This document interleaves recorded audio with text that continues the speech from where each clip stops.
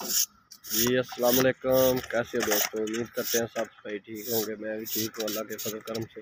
तो दोस्तों अज पार्क भी वाली साइड से आए हैं तो मैं सोचा भी चलो पहले बुनियादा वगैरह भरिया सी उन्होंने वीडियो बनाई सी तो बुनियादा तोते असी आ गए हैं 9 इंची तक तो तुहानू दिखाने भी कितने तक पहुँचे हैं।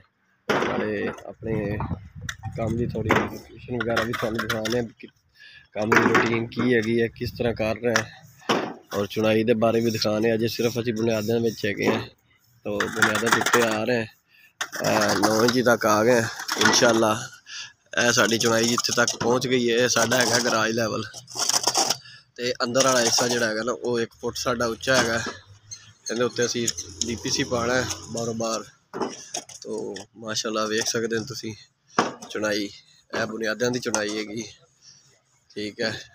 तो अगे तुम वेख सकते हो बुनियादा हिसाब नाल चुनाई ला रहे हैं।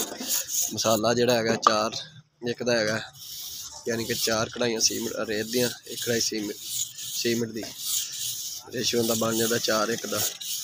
तो मकसद साडा यही होंदा दोस्तों वीडियो बोलन का या बनाने का भी काम की अपनी कड़े कंडीशन दिखाने भी काम असी किस तरह कर रहे हैं किस तरह साडा काम का म्यार है ठीक है।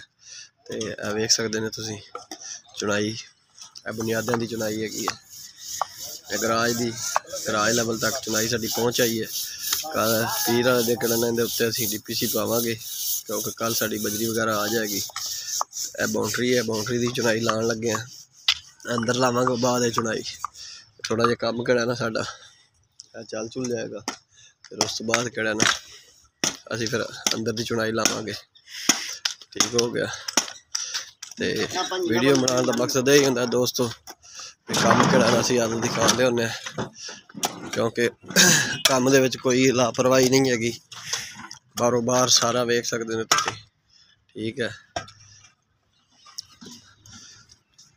तो वीडियो बनाने का मकसद हर वीडियो असी रिक्वेस्ट यही करने भी यार साढ़े नाल जिस भाई ने भी काम कराना हो साढ़े नाल मुलाकात कर सकते हैं।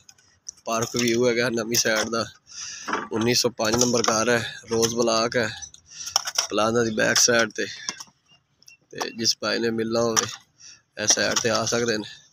बाकी उम्मीद करते अज की वीडियो साड़ी थोड़ी सानू अच्छी लगी होगी अच्छी लगी है तो मोहम्मद हबीब यूट्यूब चैनल को सब्सक्राइब करें लाइक करें दुआओं में याद रखें अल्लाह हाफ़िज़।